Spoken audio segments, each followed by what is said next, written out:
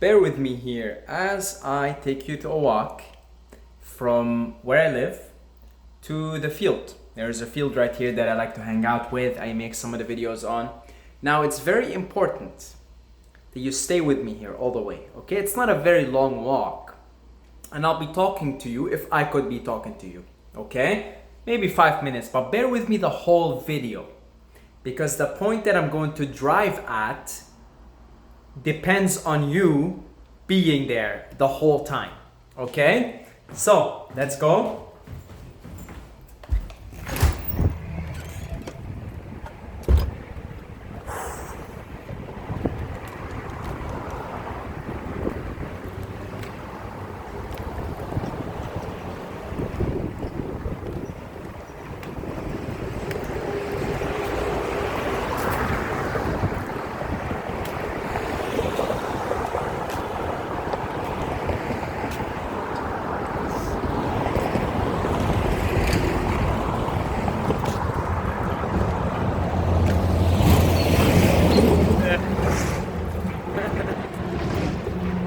Oh boy, it's like dust in my eyes.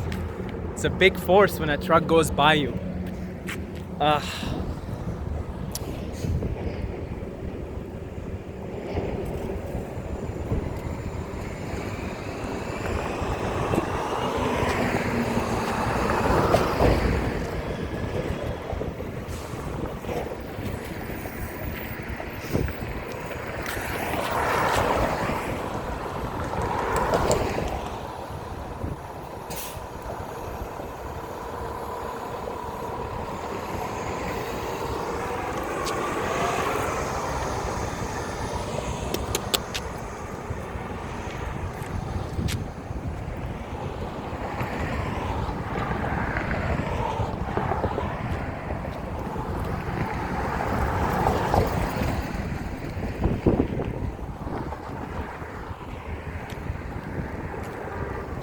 Let's go.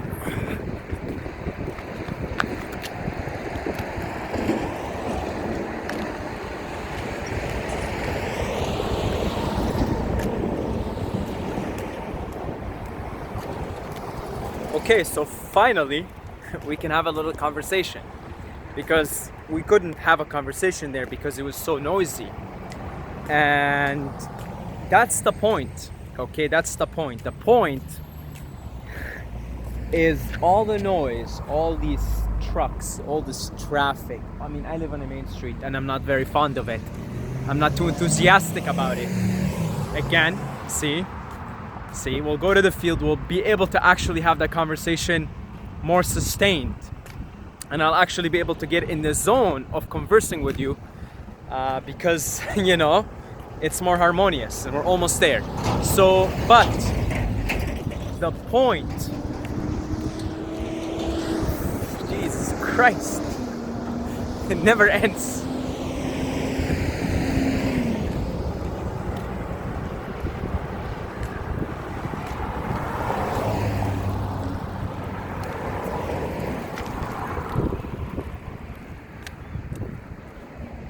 Tell you what, it's a beautiful day though.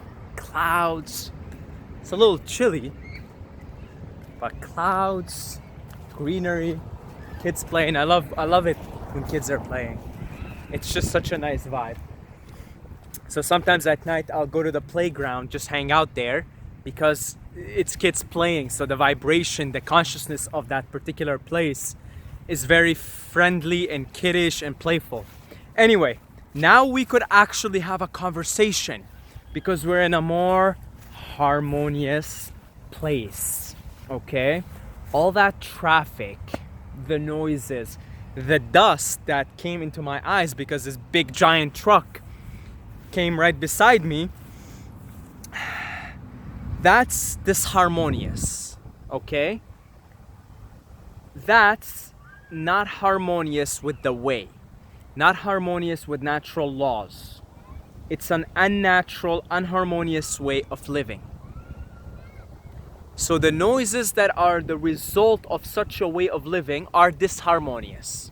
They're unpleasant. Nobody goes out to the middle of a heavily trafficked street to and exactly to feel like get a good tune or something. People go to the forest to hear the birds sing. They go to a musical concert to hear the harmonious compositions of other people who have channeled, transmuted harmonious tunes that are in harmony with the way, with the Tao. And nobody goes on a street hoping for that type of experience. You know, most people, the vast majority of people, are just absolutely baffled by all these sounds, right? All these disharmonious sounds. And you know, it's totally natural, because if you live in a disharmonious way, everything you're going to channel and produce as a result, let it be sound, let it be sight, anything really, is going to be disharmonious. So, what's the point here? The point is all of that negativity. I mean, this is okay too, you know, this is not even downtown. It's very tolerable, okay? But all of this is perfect. It's perfect. In fact, it's why creation exists in the first place. Creation could not exist without the duality. It could not exist without the yin and the yang. It could not exist without the light and the darkness. It can't exist. The nature of existence is dual. That's why the code of this reality, it's zeros and ones. I mean, we live in a simulated reality. We are in the Matrix. The Matrix is a documentary, okay? It's a documentary. It's not a science fictional movie written by some hippies who probably did way too much LSD or something. No, it's a documentary. And so even the way the reality is written, it's written in binary code, binary, bi, 1 and 0. So, therefore, we need this harmony, okay? We need that. We need those sounds. I mean, for us to appreciate talking right now, for you to appreciate being able to listen to me speak in an uninterrupted manner, for me to appreciate that I'm able to now formulate thoughts and I'm able to sit here uninterrupted, channel some perhaps higher wisdom, the appreciation that is developed could not have been developed without that little walk that we just took. It just could not be developed, okay? And the whole point of existence is for God to go from knowing, experiencing, and then being. Knowing, experiencing, being. So, God knows it's magnificent, but it's not aware. God is pure awareness, but it isn't aware. So it needs an experiential vehicle to be able to finally comprehend how magnificent it is, and then it could just be in that. So therefore, let there be light, and there was light. Light is the creation. God is the void. Let there be light. That's the creation. You could see it with your eyes, and you could experience it physically and on an astral body level, on many other levels. All of that is part of creation, the amusement park. So you go from knowing to, and then you go from knowing to being, and the middle man in that is experiencing, and this is experiencing. And for consciousness to know itself, it needs to create the contrast in order to appreciate and know itself. See, consciousness is harmonious. It's pure love, it's pure compassion, it's pure magnificence and beauty. Okay? But it very damn well understood at the time of creation, understands, not even understood, understands, it's all one moment. It very damn well understands that for it to know itself, it needs to come up with another variable, something opposing to its true nature, in order for it to come home, in order for it to get to know itself. So you might look at the cities that we have all around us right now, that I'm living in the middle of, and probably you're in all likelihood living in a city right now. And clearly, I mean, it's very disharmonious. It's disharmonious with nature. People are disharmonious with one another, with themselves. I mean, it is the epitome of disharmony. It's funny because every single person that I meet now, to be 100% honest with you, I kind of now avoid shaking hands. I either give props or I just, do that whole namaste thing. Because everybody's got parasites. I know I got them. So that's why I'm doing all the cleansing and all the fasting and the juicing and etc. I got him. Everybody got him. It's a very disharmonious, parasitic society.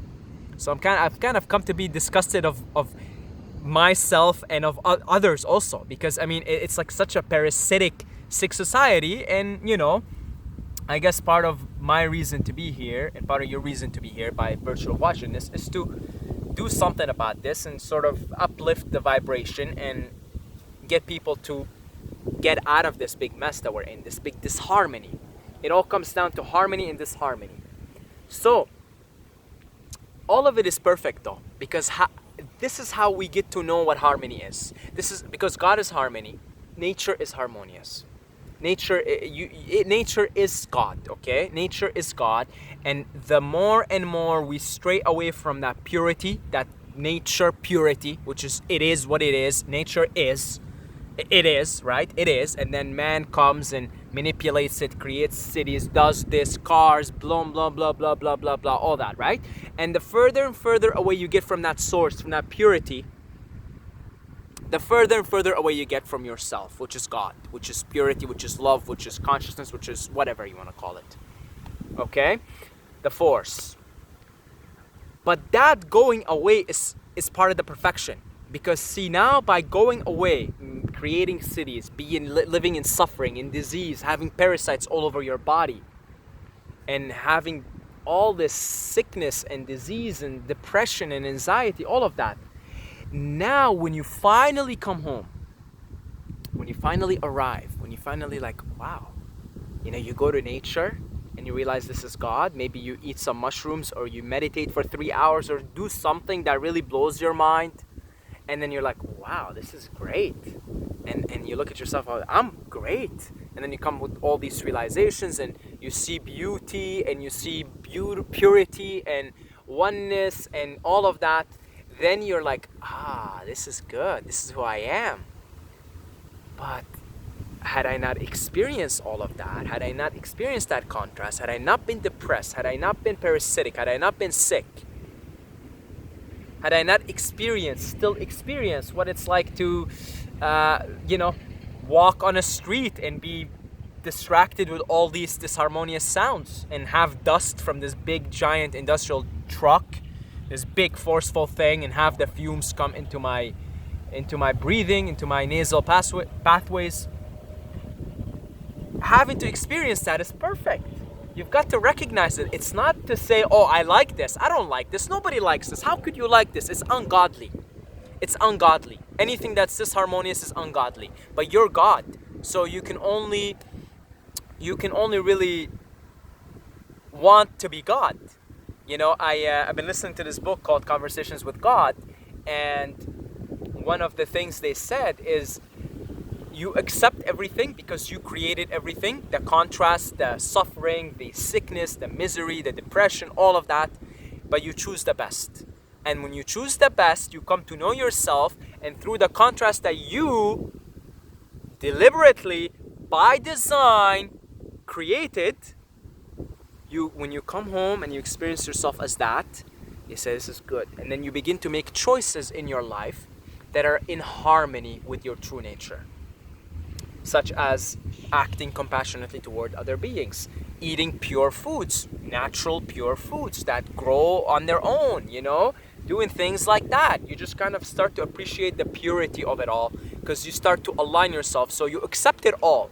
You accept killing, you accept murder, you accept rape, you accept loud noises and dust and toxic fumes and ecological disasters and whatever. You accept it all because you created this, all of it, deliberately. It's all perfect. It's already, in fact, it's already done. The whole plot, the whole movie is over, ladies and gentlemen. The whole thing is written and it all ends in a good way. It's a happy ending. I know I ruined it for you, but it's a happy ending. You come home, because you can't not come home. You can't not come home. It's impossible. So you come home, everybody eventually comes home, because it's only one. Everybody is one body, really, and it's no body. So the ending is happy. It's already done. It's finished. And this is part of the movie. I mean, when you watch a magnificent movie, I mean, there's the bad guy, and the bad guy usually gets a hold of the good guy, and at the climax of it, the good guy is almost done with. Like, let's take Lord of the Rings. Lord of the Rings, in the third movie, in the second movie, Helm's Deep, they came to a very close point where they were done for. They were done for until Gandalf came with that army, with the Rohirrim. And that's every great movie. Movies depict what is. Okay, art depicts reality, and reality depicts art. So in the same way, we're in this cosmic drama. Consciousness is playing all these different roles. Brahman is playing all these different roles, and it already written the movie. So then it has to make it interesting, and the way to make it interesting, to create this contrast and make it seem like the bad guy's gonna win. But eventually you come home, and that's pure love and beauty and light and purity, and it's magnificent. So you accept all because you understand that it is you who created all, and it is you who deliberately designed everything, evil and suffering and Hitler and mass murderers and rape and pillage and all of that. You are it, in fact, acting through it. You are Hitler. You are Hitler. You are every murderer and every raper and everything. You're everything. You're it. Brahman playing all these different roles. Coming home eventually in all these different little subjective manifestations. Coming back to the source. And once you realize that, it means you're already at a pretty advanced stage of the game. So you accept all, but you make the best choices, because when you know who you are, how can you not? How can you go back to eating, processed dead meats, flesh of other beings? You can't really do that once you know who you are. You understand? Once you know who you are, you can't really do that no more. You see, that type of behavior isn't as harmonious with who you know yourself to be. It's even though it's not good or it's not bad, you rise above that also, because by accepting all, you rise above good and bad, and then you pick the best choices that resemble your most true nature. So you're gonna be just more inclined to go and live somewhere quiet, calm, harmonious, where the other life forms are being respected, because other life forms are you. You see, so you start to pick the best choices that closely align with who you know yourself to be. And I mean, like, take me as an example. Like, I can't help. I'm always just wanting to be in more purer, natural, calmer, quieter places. And in fact, my whole life is changing because of that. I'm in a couple of months, I'm moving away to Thailand, and I mentioned this bazillion times, but the area that I'm going to be living in is like on the outskirts, with like mountains and jungles and Buddhist monasteries, right? I can't help it at this point. I know who I am. I have come to a place where I know who I am. Really, I wouldn't be talking about this 24/7. I know who I am. I experience who I am. I don't just talk about it. I experience it through meditation, through contemplation, through reflection, through being. I know who I am now through being with this, being with words, being. And then you start to choose the choices that are going to naturally align with harmony. They're going to be more harmonious, whether it's where you live, the town you live in, the city you live in, the place you choose to frequent, the people you used to frequent, the music you listen to, the type of animals and kids and stuff like that you surround yourself with, because you see harmony. You see just pure harmony there, and I mean, how are you gonna do it any other way at that point? You see, you accept all. Contrast is very necessary. You've created contrast. Once you understand that, you go beyond good and evil. You go beyond judging anything as good or bad. Now, you saw me in the walk, like the dust annoyed me, and I'm not gonna ignore that I don't like this contrast, but I'm going to acknowledge fully that I have created this contrast for me, so that when I sit here and enjoy the trees and enjoy the wind, and this is not even a perfect place, but it's much better than there thanks to the contrast, okay? Because I mean, there's still noises and stuff and blah blah, but I mean, it's all perfect. It doesn't matter where you are, it's all perfect. And so part of the perfection of this moment is the perfection of that moment, because it's all one moment. It's the perfection of me experiencing that contrast. And once you understand that, you rise above good and evil. You know that there's no such thing as good or bad. Okay, you rise above it, and you begin to naturally make the best choices, which is the harmonious choices, essentially. And you don't ignore that, hey, I don't like this harmonious things. I don't like them. I don't like this harmony. I generally do not like that other contrast. I don't like loud noises. I don't like it. I don't like toxic fumes. I don't like it. I probably never will. It goes against my deep true nature, which is purity and beauty and harmony. But I also know that I created this, so I accept it. It is what it is. I'll accept it, and my head usually has these ongoing jokes about everything, pretty much. Okay? And that's about it. I want to thank all the Patreons for supporting this channel. And Patreons, check your latest posts on the Patreons, okay? Go check the feed, okay? Because I posted something. It should be posted by now, by the time I upload this video. But anyway, I'll keep reminding you to check, okay? So I want to thank you guys very much. And if you would like to pledge your support with as little as $2 a month, you could do so. Buy me a cup of mushroom tea so I could get more of this good God stuff, the Krishna stuff. You could do so for $2 a month. Okay, honestly, it's come on, go pick up your credit card and just do it already. For God's sake, how many times do I have to say this before you do it? Of course, I'm joking around here. You don't have to do it, but it would be nice. And if you'd like to book a one-on-one consultation, you could also do so. The link for it is down below. We talk about anything, and the duration is sort of, we just talk, okay? So if there's anything you want to talk about, you could book a one-on-one consultation down below in the description. I love you guys, every single one of you, and until next time, may the force be with you.